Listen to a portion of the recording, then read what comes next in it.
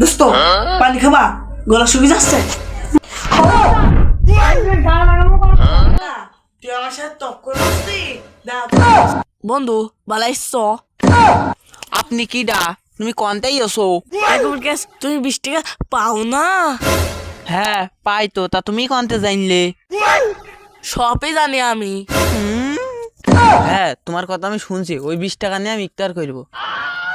ইয়াকো, ও ইয়াকো, কাছে তো টাকাও নেই, শালা আবার টাকা সাথে আসলো।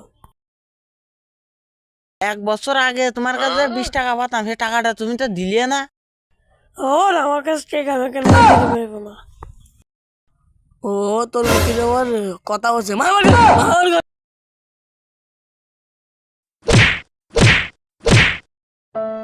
এ বন্ধু, শয়তানের কথা শুনে আমি তোর মেরে ফেললাম।